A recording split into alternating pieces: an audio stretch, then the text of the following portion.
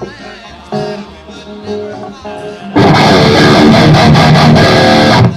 don't know, louder? Yeah. All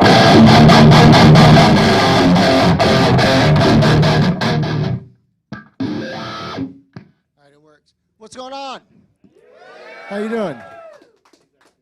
It's been a while since I've done one of these. The simple fact is these things make me nervous. Well, there's all kinds of people. I'm serious. They make me really fucking nervous because it's different on stage. You know, there's other guys that hide your mistakes behind, namely your bandmates. It's just the same way you hide theirs, you know, by trying to play well enough so that you don't notice. But here I'm kind of alone, I'm a man on an island. So you know what do you guys want me to do? I don't know. You want to hear some riffs? Yeah. Want to hear some? I'll just play something. Deranged? I don't know if I remember how to play that on. Oh, what? Turn that off. There you go.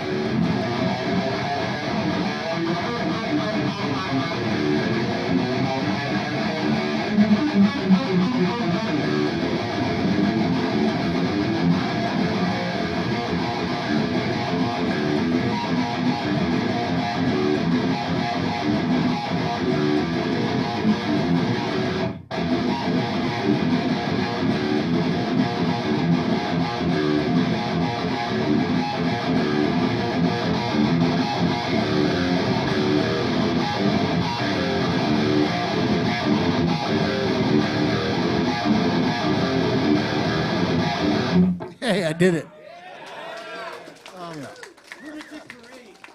That's too simple. Let's play something that's really hard that I've never played since we recorded it, and I don't know if I can do it. All right? Play Persona non grata. All right, hold on. I got to get comfortable for this one. All right, here we go.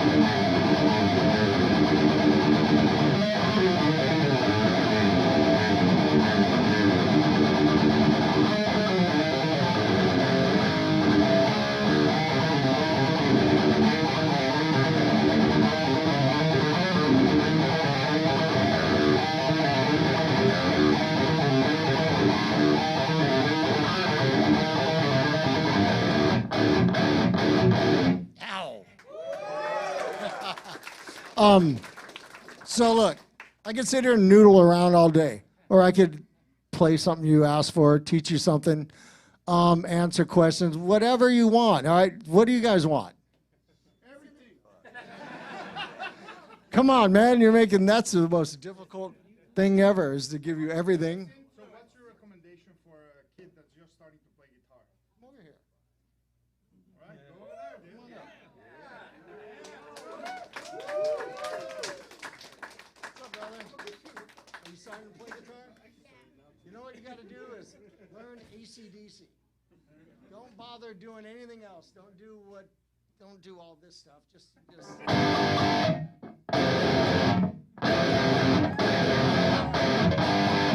learn that.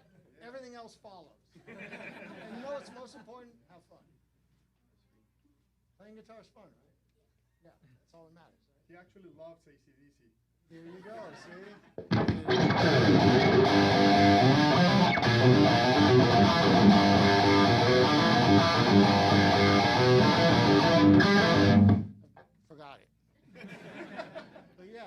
playing and have fun, and that's the best advice I could give.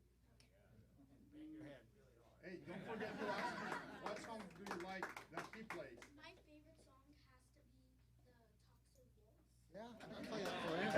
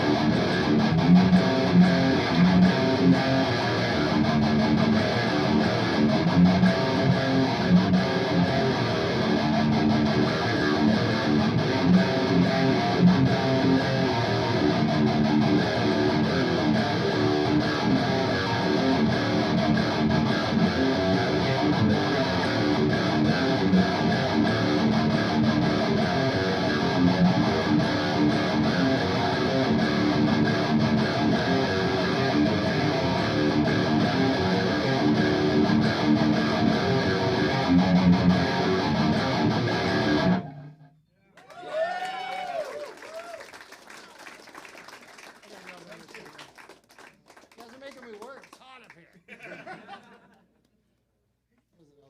Oh, we got Caitlyn Jenner. Series.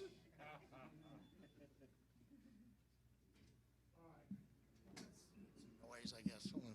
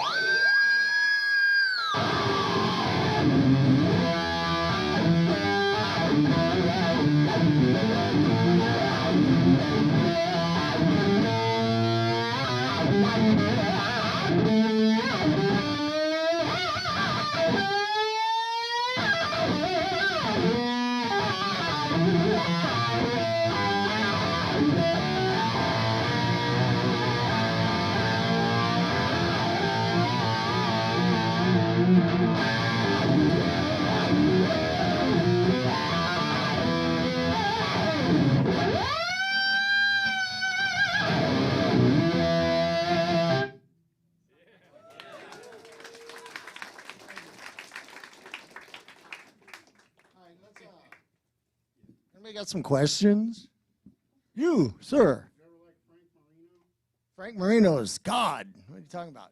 Yeah, 'cause when you started doing those. Now, you need to talk to Zach Wild about Frank Marino, because Zach knows way more about him than I do, and I've been listening to the guy since I was a kid. But Zach's a Frank Marino disciple, like in every way. Like every killer pentatonic lick ever known to man was invented by Marino. Yes. Have you and the rest of the guys ever thought about remaking demo songs into the studio? Like, for example, songs such as Whipping Queen, Death Row, Die by Yourself? No, we haven't. We played when we did the Bonded by Baloff show a bunch of years ago, and Kirk came out and played. We actually did Whipping Queen for the first time since before Kirk joined Metallica. We all had to listen to bootlegs and the old demo to relearn it because I had no idea.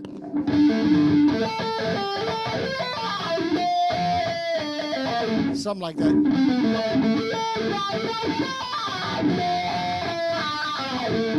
Very bad version. But yeah, we never waste any time. I got too many riffs to worry about that stuff. But most of those songs I do still know how to play. Kirk's always stunned that I can play Death and Domination. And these old songs like You Gotta Get Away. Backyard party stuff. What's the most memorable show that you played with Slayer? For Slayer, most people would immediately lean towards the final show, which was quite memorable, obviously. But Oakland Coliseum, you know, playing in an arena where I saw so many bands as a kid growing up, you know, everybody from, you know, Judas Priest to Madonna and Janet Jackson, and I played there. And it was killer, and I'll never play there again because Exodus ain't going to sell 15,000 tickets. But, I mean, maybe, I don't know. Never say never, but the odds are against us. But, yeah, that was pretty cool. And also, what are you working on with Exodus for Riff? Heaviest shit you ever heard.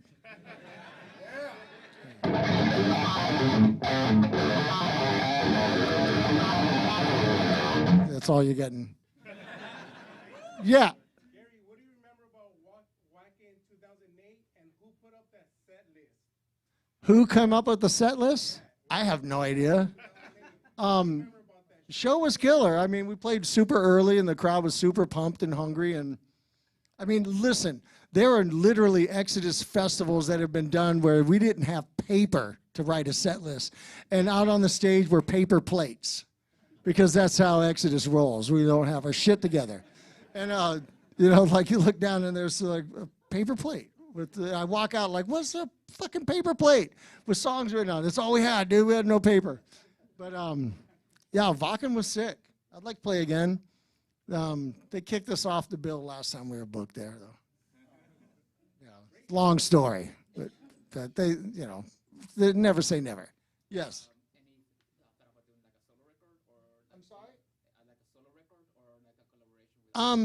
I've thought about doing a solo record for years, like having different friends play on it and different singers and shit like that. Maybe someday, but I've give everything I got to Exodus and always have. And like when the rest of the band are sitting around doing nothing, like a bunch of lazy fucks they are, and I love them to death, I'm writing or I'm doing other shit. But that's okay. That's my role.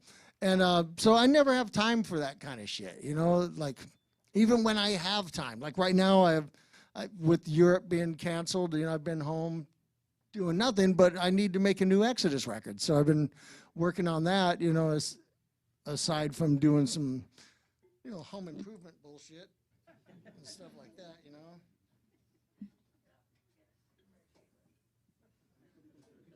It is Caitlin.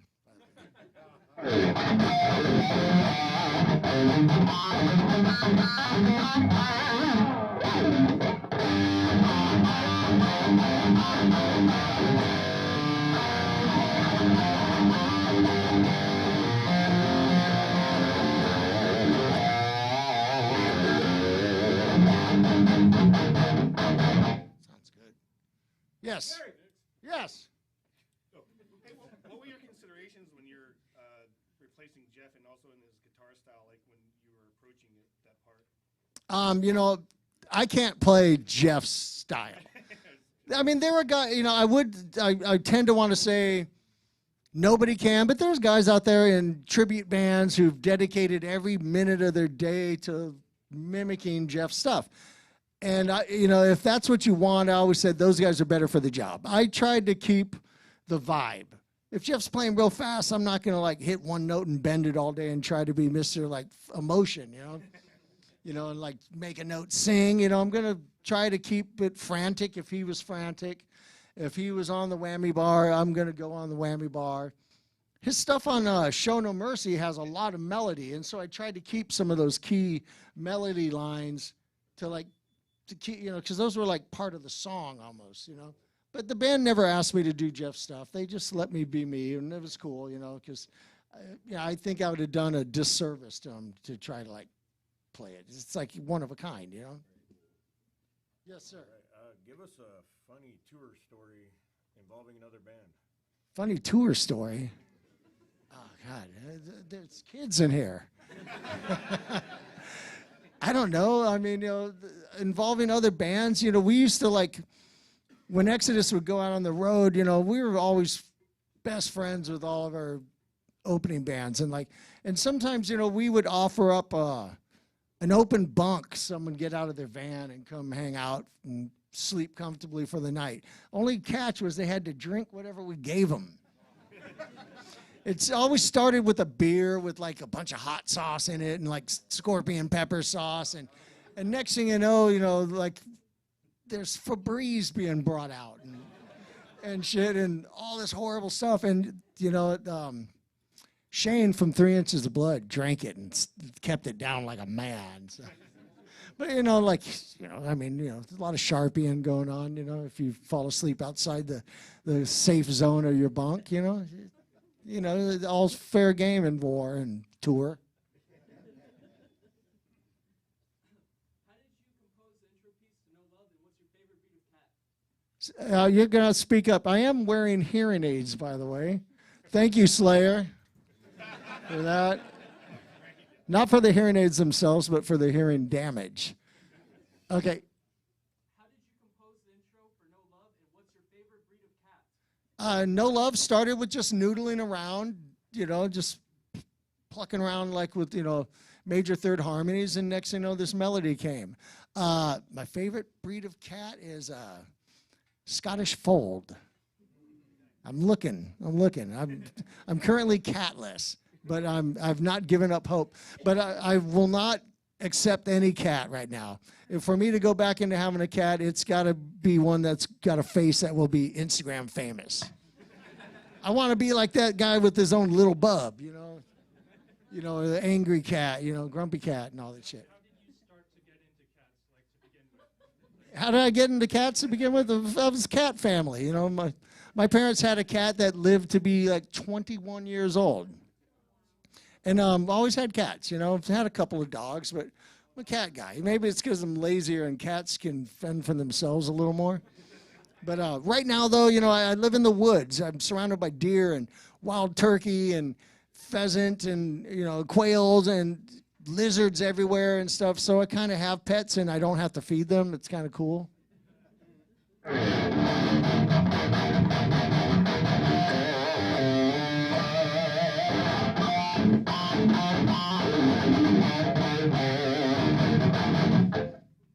else? Yes. Gary, what's your favorite guitar, man? My favorite guitar, my own personally, the blood guitar.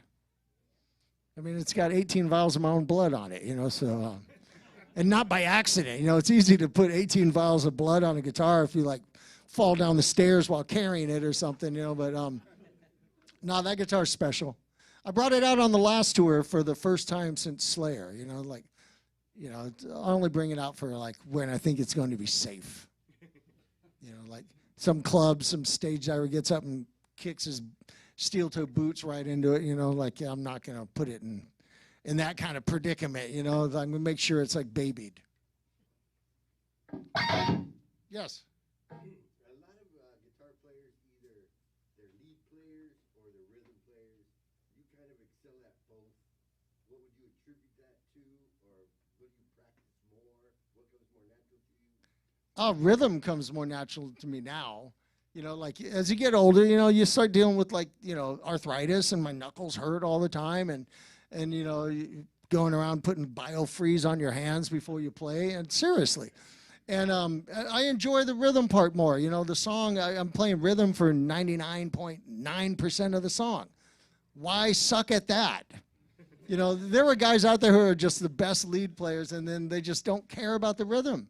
It's like, dude, that's the meat and potatoes, you know? You just got to give 100% on that and fuck the solos, you know? But playing lead's fun. I know 5 licks. That's literally all I know. But I am living proof you can make a career with 5 licks, you know? I mean, you know, I'm not like Brandon Ellis. You know, Brandon's like the sickest, best guitar player in all of heavy metal. I was fortunate enough to share a stage with him when he filled in last summer for Lee Altus, who missed the European tour due to a family emergency. And watching that guy play, it's just, you know, I mean, I can't even, I'm too lazy to even want to get that good. I got other shit to do. Yes, sir. Now you're talking technical shit. We just talked about that. I know 5 licks. No, I mean, yeah, I'm self-taught, so I don't know the names of half of what I do. I know, like, there's, you know, diminished and harmonic minor and all that kind of stuff, which I love, both of those, you know. But there's been a million times where I've had some kid come up to me and like, that, you know, Phrygian diminished X minor thing you did on this solo, and I'm like, that's what you call that? I had no idea. I just called it that Richie Blackmore ripoff thing, you know. But, you know, yeah, I've learned it all myself, you know. It's like I know my theory enough, you know, and I kind of know what I do is called. You know, fortunately, I don't have to know too many different licks or what they're called. Only know a few. And but yeah, you know, lessons. You know, I took about 3, you know, in my whole life. You know. Yes. What's that? All right, which started out like, then you mix up the pinky.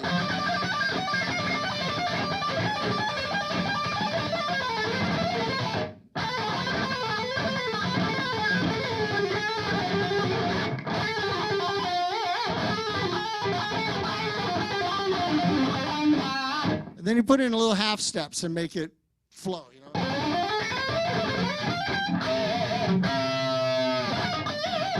Shit like that. There's like most of them right there.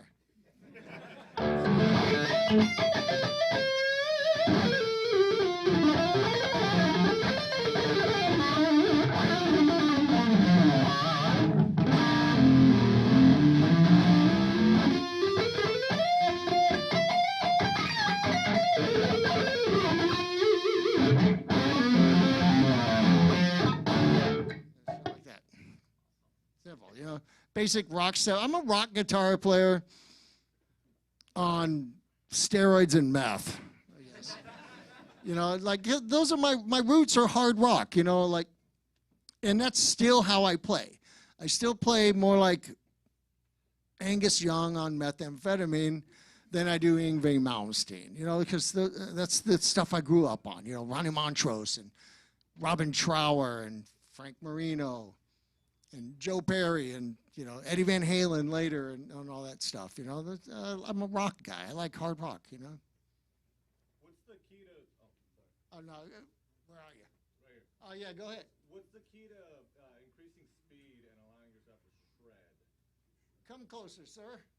What's the key to picking up speed and allowing yourself to shred? Because I would consider myself a beginner, but, you know, that's where the fun's at.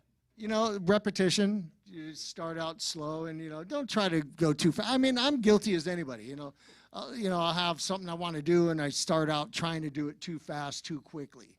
And, you know, it sounds like a mess. And, you know, you just start out and build it up to where you can play it at a mid-pace solid and then try to speed it up. And, you know, on some days I'm faster than others, you know, like, you know, to me, I'm one of those guys who's a slave to his sound, you know, like, if my sound is really killer on a stage, I'll play really good. If it's less than stellar, I won't. Because, I mean, I know guys you could put them up here with a pig nose amp and a big muff, and they just shred. It doesn't matter. And I really am particular about how I hear things.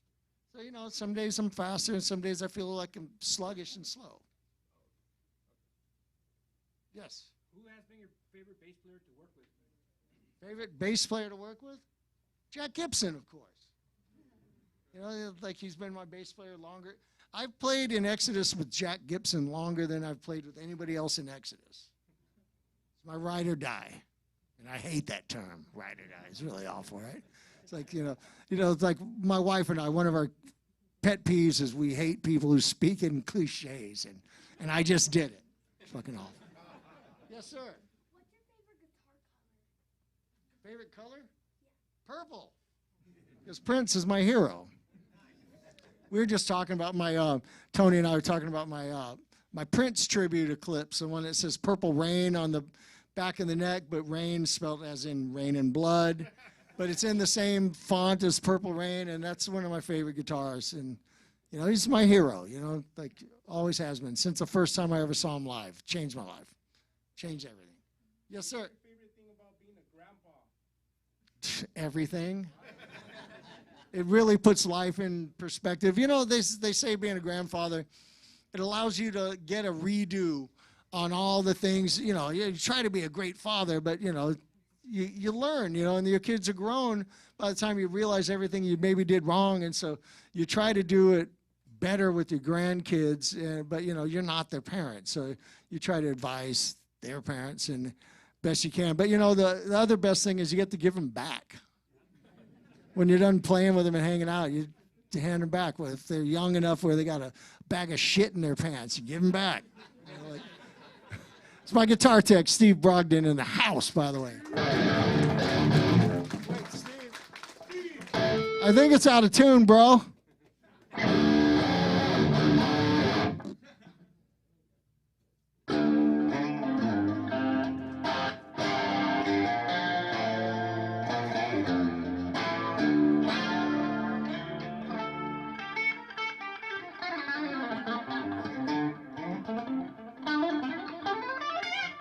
Too much delay.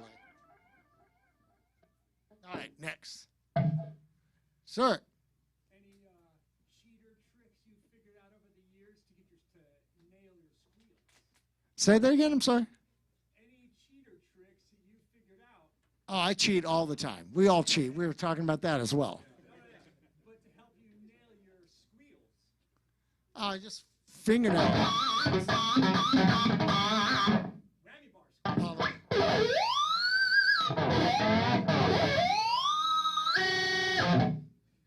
Simple. Been doing those for forever.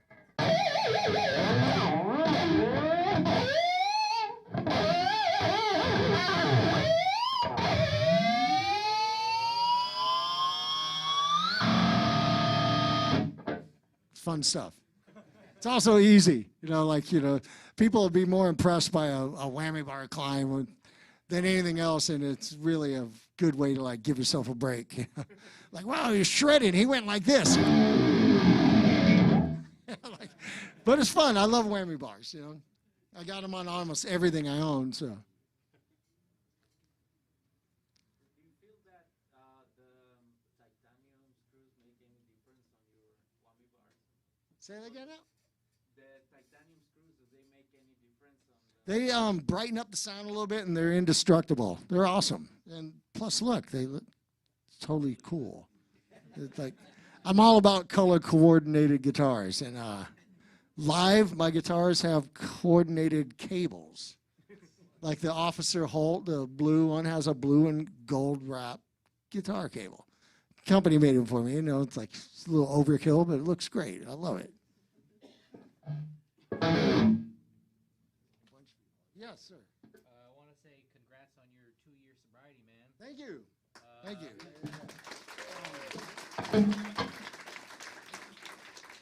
I'll drink an alcohol-free beer to that. Thanks. You know, it's not like I don't know what a hangover feels like. I felt my first one probably at about 16 and a million cents. And, you know, I mean, I quit smoking. All right? That was the hard one. You know, quitting drinking was easy. But, yeah, I never felt better. You know, I'm not getting any younger, so I want to extend this life of thrash as long as I can. You know, I'm not ready to retire. I'm fucking having fun, right? Who wants to learn riffs? Who plays guitar here other than Steve? Yeah, come here. What do you want? Let's have a tutorial. What's up? Right on, let's get this out. I remember it, I'll teach you. Angel of Death.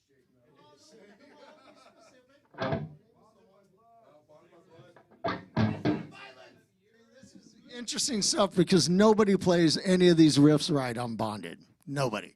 There's always weird little pull-offs.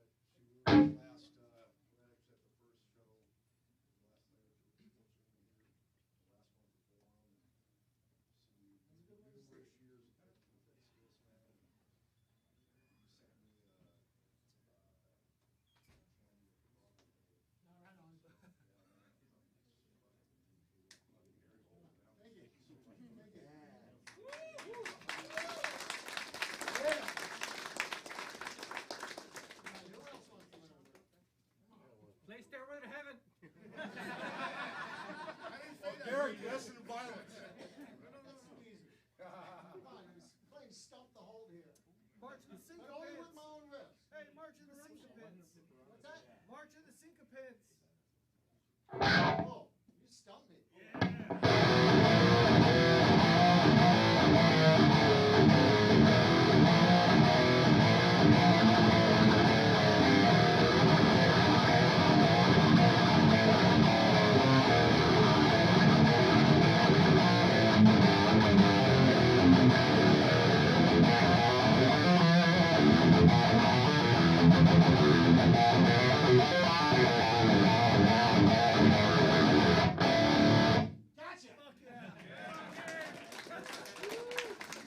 You put me on the fucking spot with that one. That was just like adrenaline taking over. I'm trying to figure that one out, dude. What's that? Corruption.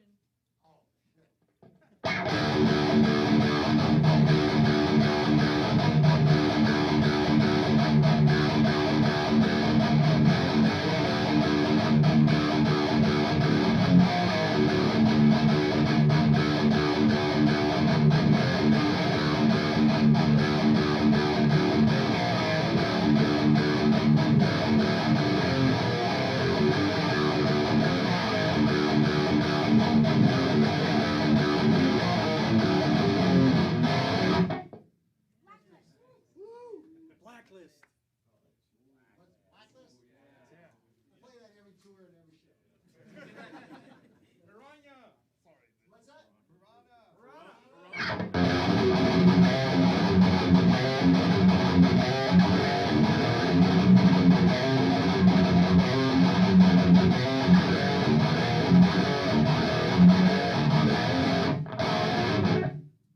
Me, myself, and I. Ooh, see, nice stumping me there. Where's my shepherd?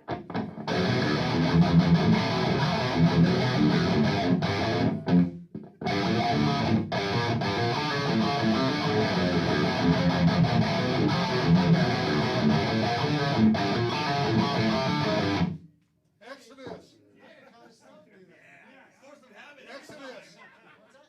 Exodus. Too easy. See, he called out a deep cut, and I'm not sure if I played it right.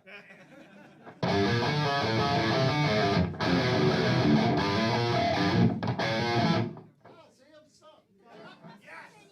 War's my shepherd. Must continue. Oh, I'm not warmed up enough.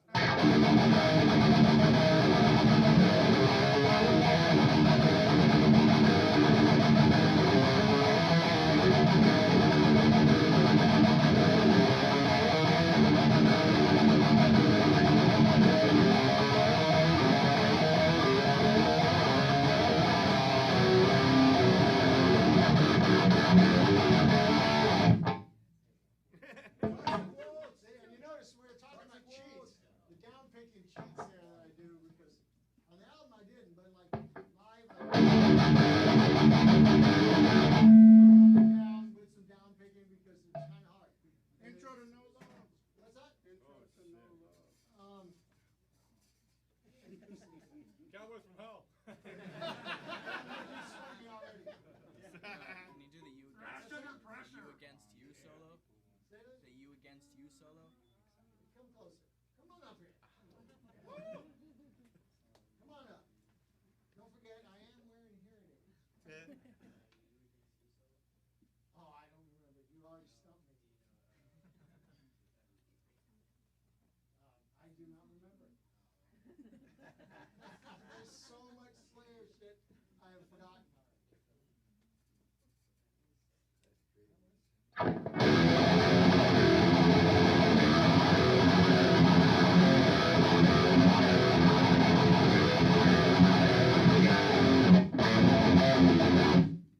Stop me. I don't remember how to play with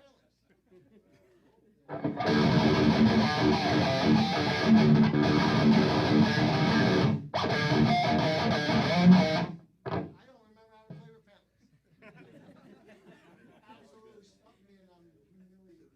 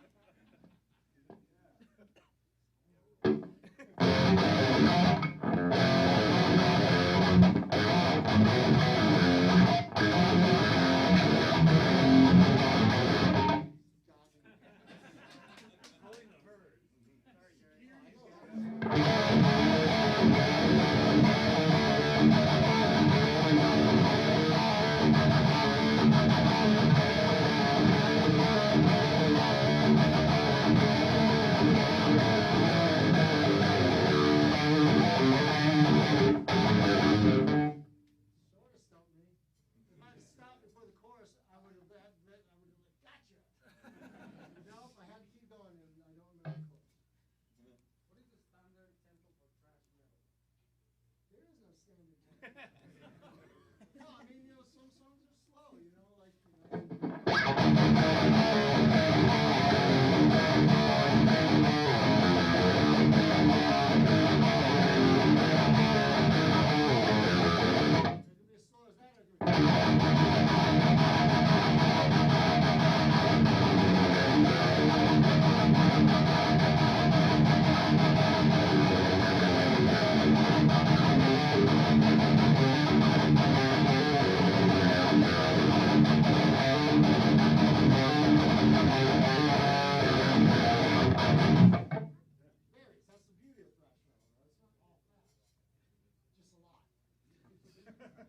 I've noticed that a lot of thrash players, yourself included, use the pinky for the power chord when you move it around. Is there a particular reason for that, or?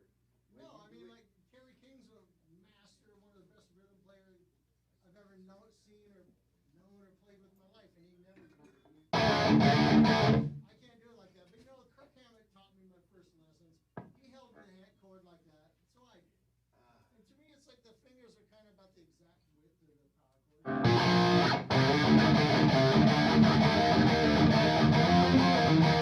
gotta have my pinky cut off to learn to play. If I lost the pinky,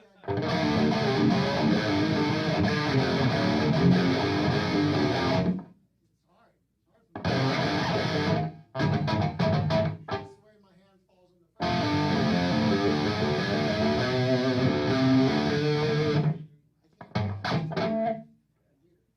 What about mandatory suicide?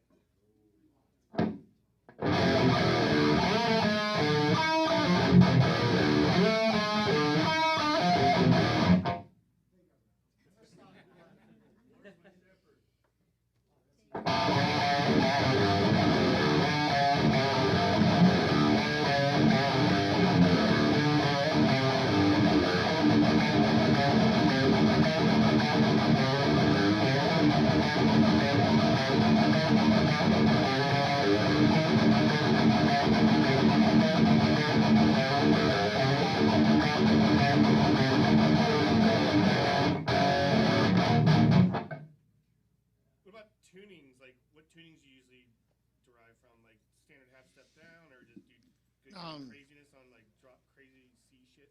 No, Exodus, we've been in D standard since Force of Habit. Long time. The only album we ever did that was in standard 440A tuning, it was Bonded. Everything after that until Force of Habit was a quarter step down. Weird, right? And just D standard sounds like a normal tuning to me now. I've been doing it so long. It doesn't sound dropped or low. And then we dropped down to drop C for some stuff too. Just feels normal to me now. I use my own custom set of strings from Von Monster Frankenstein gear with Doyle. And they're 52s on the thicker wound strings and then 9s here. And it started as just like my elbow tendonitis problems and stuff. I wanted less strain on my hands when I'm bending stuff. And they sound fat. They sound killer. They bend all over the place. It's like, why fight your guitar? It should want to move,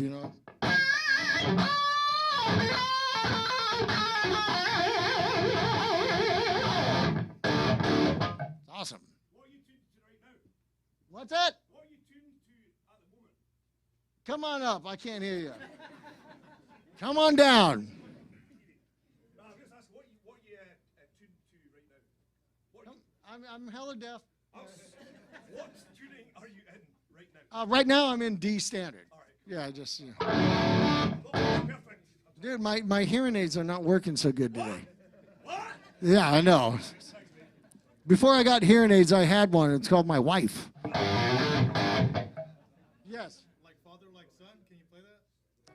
I got you on that.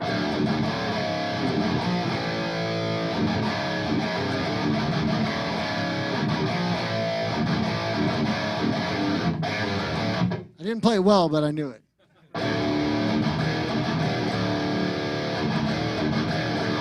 But I'm going to stop before the verse because I don't know if I remember that.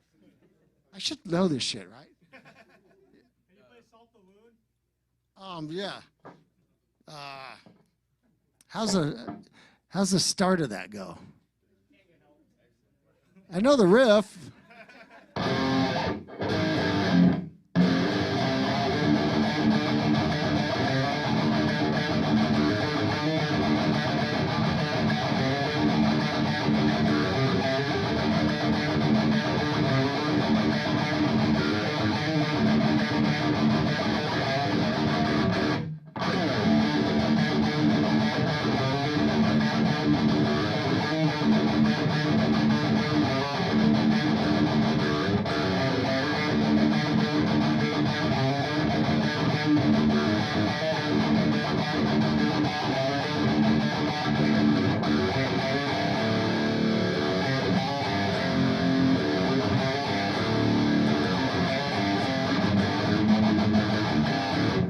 You half stumped me, so I'll give you that one. So what is the difference? There's a lot of people that have a lot of talent. What is the difference with the people that make it and don't make it? Because it doesn't seem like it's just talent. Repeat the question, I'm sorry. So there's a lot of people with a lot of talent and they don't make it. What is the difference with the people that do make it? You know, there's a million, and I mean a million musicians with more talent and ability than I have, or guys have more talent and ability than guys who have more talent and ability than me, who don't ever make it. There's a million factors involved. You know, it's just, sometimes it's luck, being in the right place at the right time. Sometimes there's more to just playing. You know, it's like, you know, there's a million guys who are shredders on YouTube, but, you know, you see these guys who are just like doing all this crazy shit, and they're sitting there smiling at the camera, their webcam. Have you ever done that live, buddy? No, they haven't. You know, have you ever done it outside your bedroom? No, you haven't. You know, and it's performance too, and and more importantly, it's songwriting. You know, you could play all the licks you want, and if you can't write a riff, then what's the purpose? You know. Chemistry. Genetic replicas these days. Like he can't give it. So.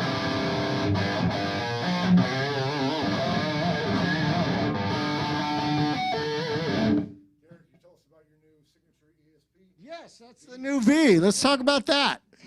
All right, hold on. Let's plug it in. Let's plug this guy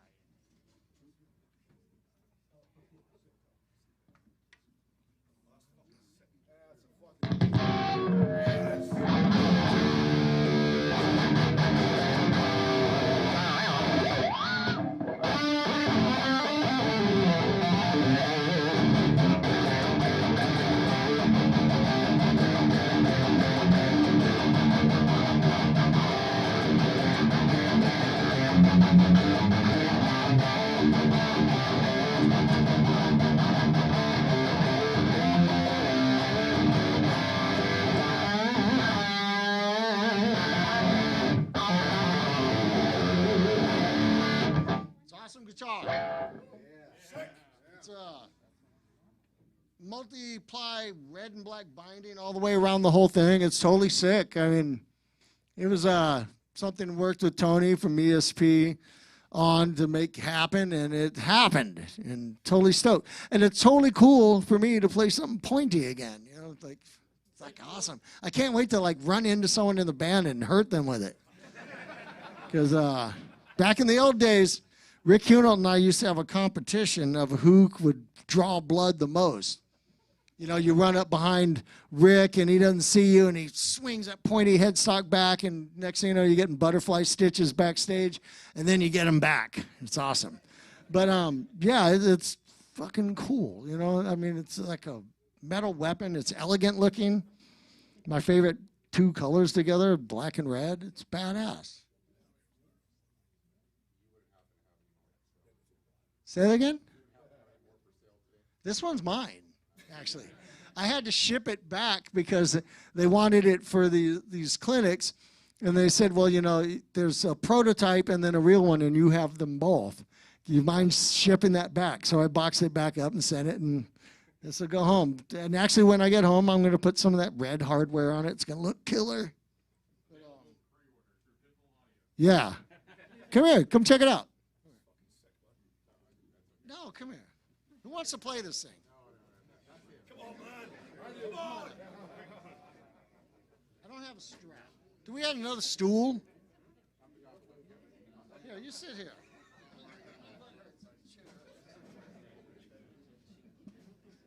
Hey.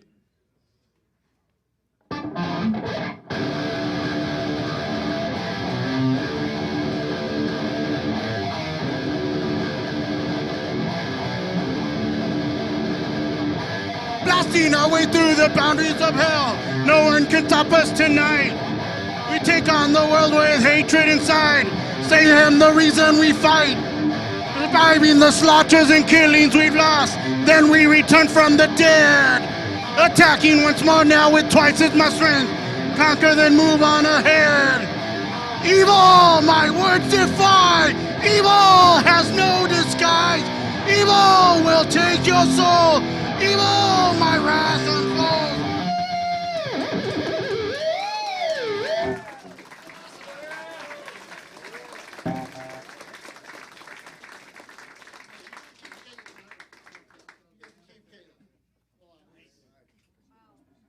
Good job, brother. Now I got David Berkowitz. I don't know if any of you guys know, but I have a lot of different guitar picks because I'm always coming up with something stupid. Here I go. This is just one of the serial killers set. There's Bundy, Berkowitz, Gacy, Dahmer, and Pablo Escobar.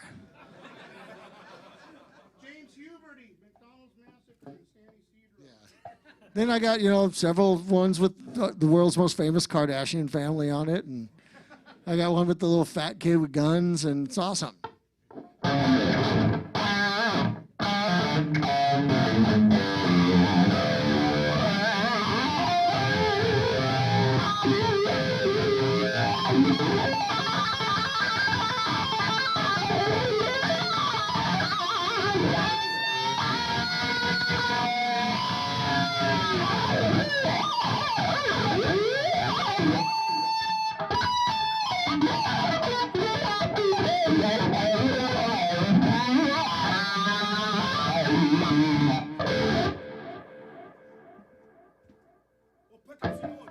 What's that? What pickups do you have on that?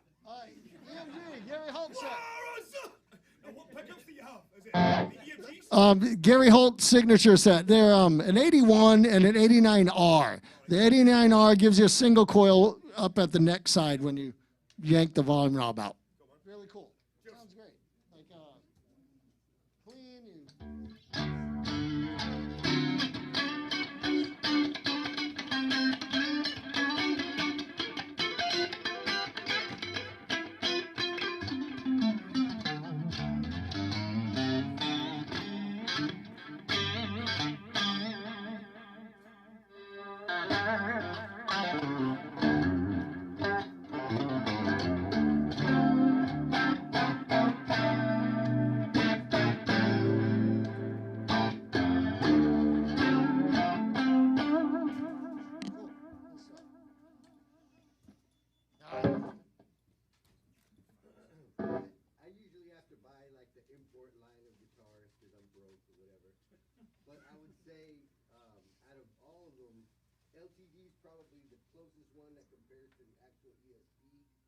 No, they're awesome.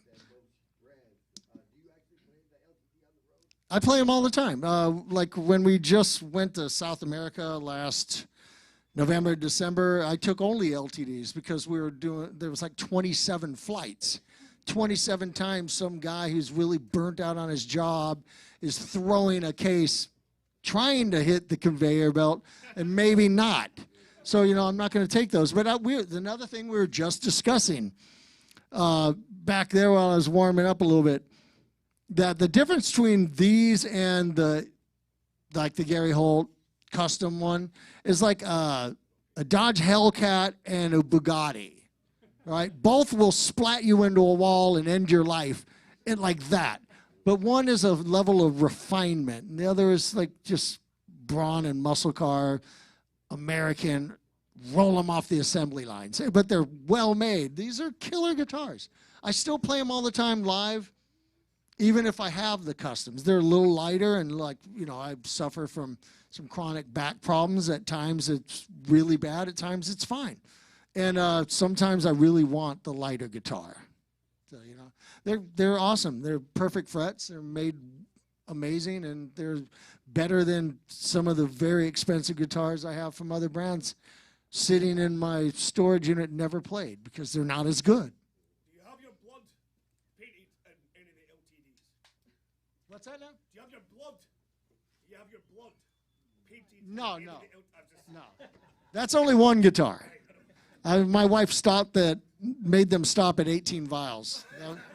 That was enough. Yes. Is that a hollow body or solid? Solid as a rock. I don't own a hollow body guitar. Not one, actually. I'm thinking about it. No, I think that Relic Eclipse, isn't that one chambered? So that's almost hollow body. How'd you become an ESP artist? I stole a guitar. I'm kind of serious. Prior to Tony coming on board, I was here in San Diego to play Kirk Hammett's Fear Festival. And I showed up before Kirk did, and ESP had sent like a bevy of guitars for him to play that night. He didn't send his own from Metallica. So there was like a stack of guitars there, and I opened them up, and I found this beautiful quilt top FXR. And I said, this guitar is mine. I'm keeping it. And Kirk goes, keep it, dude. It's yours, man. And the next thing you know, like Kirk was pushing me on it, and I the best decision I ever made. Best guitars. Everything else is shit. I mean that. It's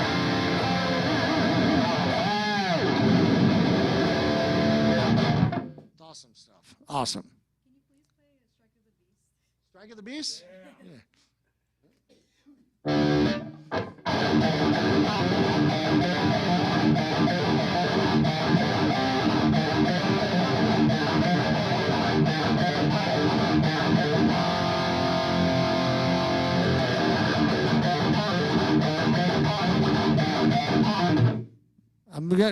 Lately, I've had this mental block on that riff sometimes when I think about it. A riff I played my whole life. It's like the first Exodus riff I ever wrote, just about. You ever heard that song by Total Death by Creator? The chorus of Strike of the Beast sounds a lot like Total Death. No, Total Death sounds a lot like Strike of the Beast. You guys did it first. Yeah, of course we did. But, you know, it's heavy metal, right? You know, people all over the years say, this sounds like theirs, theirs sounds like yours. Like, it's heavy metal, you know, like there's only X amount of chords you could play on a guitar. Sometimes you're going to stumble upon the same things, you know. It's like, it's fine. Yeah. When you're making up songs, do you just jam along with something and then turn that off and then make something up from that? Or like old music that you had, or just bands that you're influenced by and then you come out with your band? Or? Repeat the question. I'm sorry. Come on up. Come on up. New material. How do I come up with new material? I start with a jamming. You start with jamming, and then you'll stumble onto something. Sometimes you'll stumble on a whole song overnight. I've been started working on the new Exodus record, and I've been working on one song for 2 weeks now. But the riff is savage. Oh, God, it's so heavy. But there's so many options on how to do the riff, and sometimes it's hard for me to make up my fucking mind. It's like, God, I could do this riff like this or like this. Let's just do it like all of those ways. And next thing you know, the song's 8-minute song, and I'm trying not to do that. So, it is what it is. What's the floor chord processor? That's called Quad Cortex from Neural DSP. It's what I use in Lee Altus as well when we're traveling and don't have our amp rigs. It's amazing. Lee actually uses his everywhere. And it will capture and mimic your own amps. It has 1 million amps in it, delays and all the effects, and look how big it is. It's like tiny. It's awesome. It's amazing, amazing piece of gear. It's replaced my Kempers for sure. Yes, sir. How was the tour with Phil Anselmo on the last Slayer tour? Oh, it was awesome. I mean, you know, we took Pantera out on their first ever tour with Exodus and Suicidal. So, you know, it was totally fun. I mean, it was the last ever tour. You know, it was a good time. You tried not to let it get weird on you, you know, as far as like, this is it, you know. I never really thought about it ending until the last final of the 2 shows. And it kind of dawned on me. And but that was a good one. I'll remember that tour forever. It was fucking rad. There's no chance of a reunion Slayer show? Man, you got to talk to other people. That's out of my pay grade. You know, look, if anybody ever asked me to do it, and of course I'm down to do it. But I don't think it's ever going to happen. I think the band's ended, and unlike all the other farewell tours that started 5 years ago and are still continuing, I think this one's over. Yeah. How long did it give you to prepare for Slayer when you got the call? They gave me a couple months to like learn songs. I played 17 songs first day, but you know, like the first thing I do when I got to learn a song is I don't learn it on a guitar. I listen to it, you know, because despite knowing each other for a million years, you know, I didn't know those songs like a fan, like you guys would, right? You guys could hum and sing every time change and riff change. I couldn't. And so I had to learn the songs as if I was just listening and not playing. And then once I knew where all the parts were coming and all the changes and solos, then I learned to play it, you know. So that works for me. You know, there's no sense learning the one riff if you don't know where the second one comes. If you could guitar duel any guitar player, alive or dead, who would it be? If I could what? If you could guitar duel any other guitar player, alive or dead, who would it be? Yngwie, because I just drop kick him in the balls.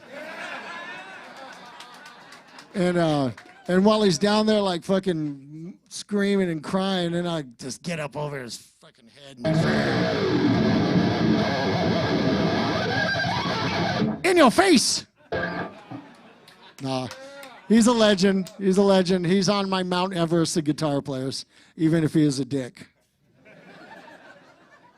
I mean, you know, like when it comes to the Mount Everest of guitar players, you had to, for me personally, you had to change the course of the river in rock guitar. And there's amazing guitar players who aren't on it. Richie Blackmore's not on it. Michael Schenker. To me, it's Chuck Berry, Jimi Hendrix, Eddie Van Halen, and Yngwie. That's it. Who else made rock and roll guitar completely change from that day forward for everybody?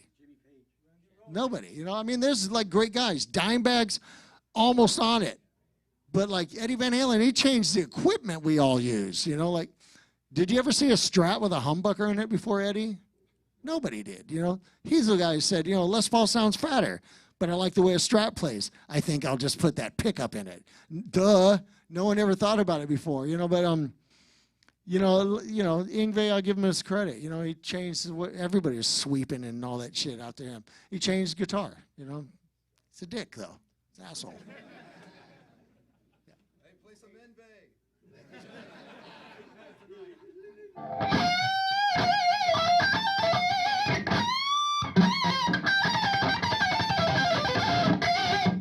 That's it.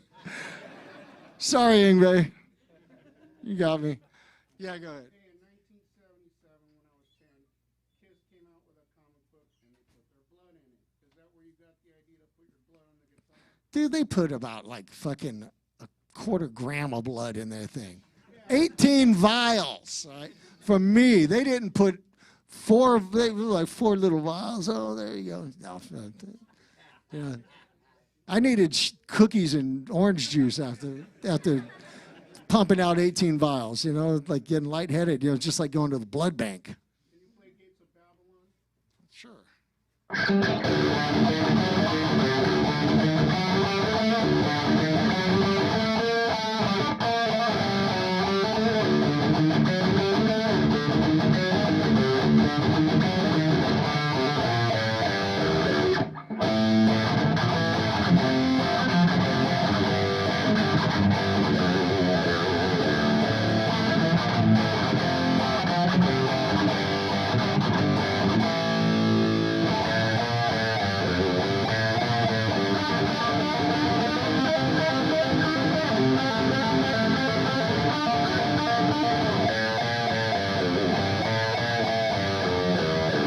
something like that.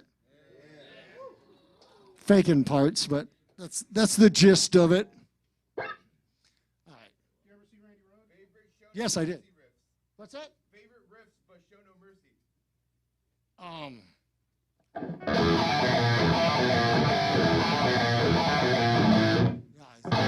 See, I can't learn this.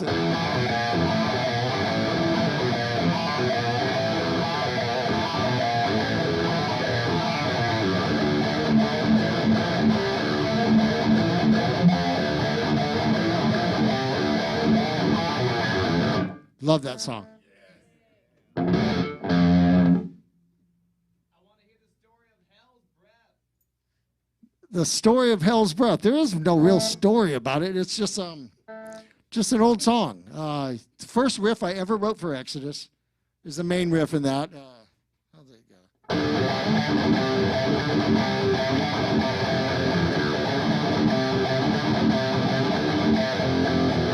And then there's part of that Kirk put in Trapped Under Ice, right?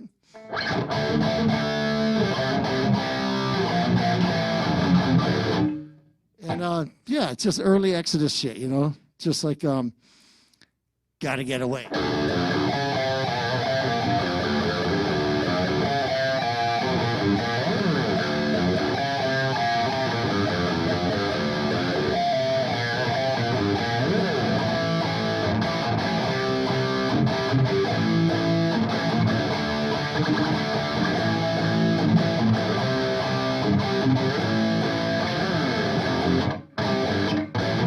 Old shit. But yeah, there's no real story behind it. Just... Hey, you got any stories about Paul Baloff? Like any, he's got quite a reputation, obviously. Was there ever a time when you're like, this guy is a crazy... Come on up. Come on up. Let's talk about Paul Baloff. I was just saying, like, when was a time when you guys were hanging out and you're like, this guy's out of his fucking mind. We got to get away from this guy. I mean, Oh, never. Come on. You got to remember one thing. We were all every bit as out of our minds as Paul was. So, like, you know, we might have looked a little more innocent, you know, like, you know, 20-year-old Gary Holt and 20-year-old Rick Hunolt and 20-year-old, 19-year-old Tom Honey. We looked like anime characters, but we were pure, unadulterated evil. And the last people you wanted at your house party. Baloff looked the part. So, you know, maybe he got a little more of the notoriety, but yeah, we were all fucking animals. You know? I've apologized to people over the years. Like, remember what we did 30 years ago in your house? I'm real sorry, man. You know, it's all right. It's all good. I got over it, paid the damages off. A funny or a violent story from your Ruthie's in days? Ruthie's, I mean, there were like fistfights on stage, you know, between audience members and our posse, our gang, the Slay team, you know, Andy Anderson, Toby Rage, you know, Lonnie Hunolt, Alexis Olsen. Like I remember once someone got on stage and knocked my Marshall off the cabs. But it kept working, you know, because it didn't come unplugged, and it was on the ground. And so they were just throwing punches at this dude, just haymakers. I was right in the middle.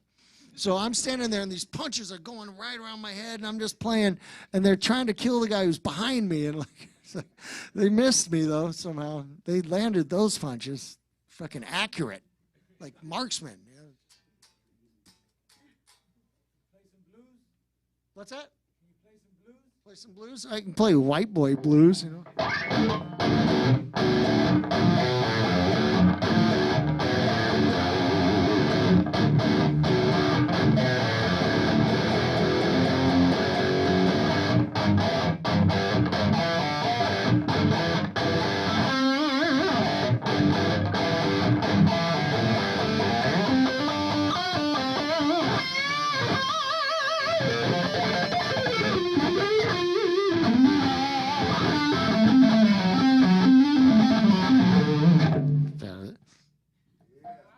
I play rock blues, you know. I mean, I marvel at real blues players. They're fucking so killer. Actually, I'm going to, in a couple weeks, go see Kingfish. That guy, so sick. Yeah. What are your top 5 riffs that influence you? top 5 of mine or anybody's? Oh, that's hard. That's almost impossible. There's songs with like 5 crushing riffs. Let me think. Rock Bottom. It's one of the best riffs ever written. Gates of Babylon. Still of the Night.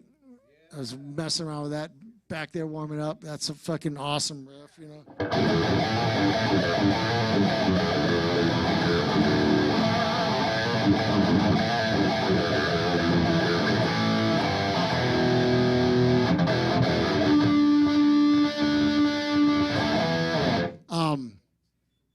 Battery. It's one of my favorite riffs. Blacken. The middle breakdown in Angel of Death. Sickest thing. Can't remember the song. One of me and Baloff's favorite riffs ever. Destruction. It's on the first album.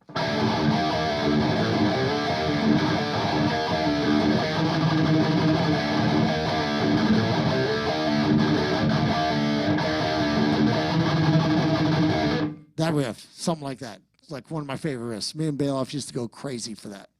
There's riffs. There's riffs everywhere. I love them all. I love riffs. I love riffs. What's your favorite Slayer album? Hell Awaits. Everybody always like gushes over Rain and Blood, rightfully so. Hell Awaits is just so satanic and fucking evil. So good. My favorite Slayer song to play live is Hell Awaits. Especially when we had the pyro, the fire. Because that's when the troughs on top of the cabs with a huge wall of fire, and I'd get right up to that shit to where it's like really kind of almost on the edge of dangerous and just bathe in it. Because, you know, it's like every kid's dream. You're a guitar player. You dream of shit on fire all over the stage. You set hella fires as a kid thinking about what it was going to like, but you ran because the fire got too big and you didn't know what to do. But, yeah, it was fucking awesome, you know, but that's my favorite. Play the lead for Hell Awaits? What's that? Play the lead for Hell Awaits? No. You can't play that lead by yourself. You need the fury and everything going on it. Because like a lot of those solos I made up on the spot. You know, like I'd try something different. And I'd go out and I'd look over at Warren, my guitar tech, and sometimes he'd go, ooh, that was sick. And then he'd look at me and just, no. Dude. And I'd look at him and laugh like, and he'd just, no. Cross that one off the list. That didn't work. But, you know, that was the beauty of Slayer. It's like I had the ability to improvise and try different things, you know, if I felt like I was tired of doing the same thing. You know, no one ever said you got to do this way. And so I would try completely different things off the cuff, and sometimes they worked really great. And when they did, I knew I'd never remember what I did the next day. It's like, I already forgot it. Solo's over. I'm too fired up. I'm like, Warren would go, you ain't going to do that again twice ever. Well, you're right. But it was great. Can you play Dead Skin Mask? Dead Skin Mask? Yeah, that's easy.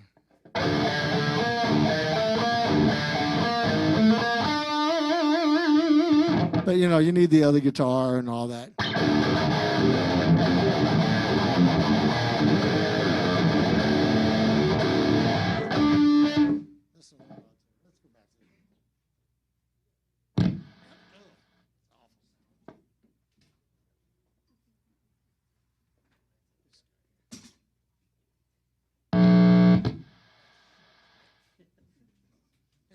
Not going to hurt anything.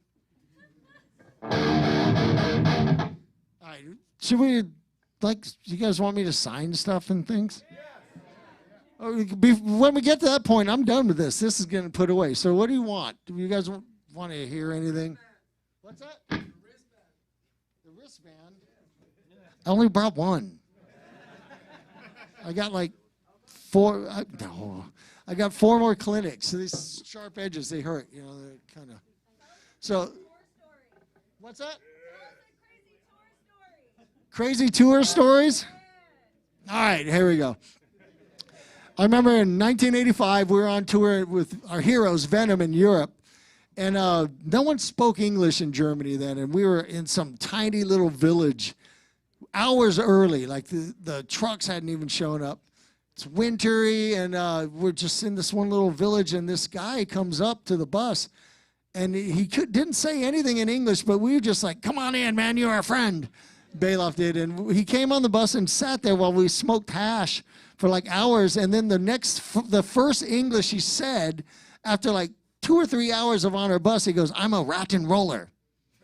And before he finished roller, we like, get off our bus. And Baloff threw him off the bus, and Tom jabbed him in the chest with a drumstick. And he just goes, oh, ooh, and right into the snow. It was awesome. I mean, if he had kept his mouth shut, he could have hung out with us for the next 12 hours. But at that time, we didn't like those hair bands. Although I safely can admit I covet all of Warren DeMartini's riffs now. Yeah. We secretly did then, but we had to do it in hiding. You know? Yeah. Tell us a killer drunken story with you and Jeff. Those are personal. Those are private. There's really nothing crazy about them. Just drunk, you know, drunk guys. You know, that's how the story goes. You know, 2 guys got really drunk and they laughed and fell in the bushes and the end. You know, shit like that. You know? Yeah, it's good time. So, you know, good memories. All right. What? Do you have any favorite Venom riffs? All of them. Die Hard. It's one of my favorite songs. I mean, those are heroes of mine. You know, Venom, Merciful Fate, Discharge, Angel Witch. You know, obviously the bigger guns, Judas Priest, Iron Maiden and stuff. But like, you know, Venom, that's put me on my path. So you mentioned heavier guitar. Do you use certain guitar straps that you prefer? Come on up here, brother. Come on up. Come on down. Come on down. I need like one of those long, skinny microphones like Chuck Woolery used to have on Match Game. Hey, what's your name? How you doing? What's up? So you mentioned heavier axes, guitars. What kind of straps do you use? Any special strap for the heavier guitars? Because I know I have a custom the bass player, Steve Harris bass. Oh, those things are heavy. No, I have a signature strap with Richter straps. They make the best shit in the world. It's slightly padded, but it's normal. I like a guitar really heavy because to me, even when my back hurts and stuff, I feel like Jesse Ventura in Predator. How he was the guy who had the big chain gun, right? I feel like I got that kind of a weapon on, you know, not some little like AK. I got the fucking 50 caliber chain gun, you know? And so I don't know. It's just one of those stupid masculine, toxic masculinity things of like thinking a guitar that hurts my back is good for me. But they do sound sick because there's all this extra wood, you know, it's fucking great. Yeah. No, I'm just one of those guys who plays way too many guitars live. You know, I used to laugh at those guys. Look at that guy up there. He's playing like 6 different guitars. What a poser. Now I've become that guy. No, like with Exodus, I take 4, 2 for each tuning. Not a big deal. You know, maybe no, I take more than that. How many? Oh, okay. Correction. That's all. Now I feel like that was the Rick James skit on Chappelle's show. Like, you know, like, yeah, I never punched him in the mouth. Yeah, I punched him in the mouth. You know, like, I never punched Charlie Murphy in the mouth. Yeah, I punched Charlie Murphy. Yeah, I took 4 guitars. Yeah, I had 6, 7. You know, but thank you. All right, let's sign some shit and hang out. All right, it's all you.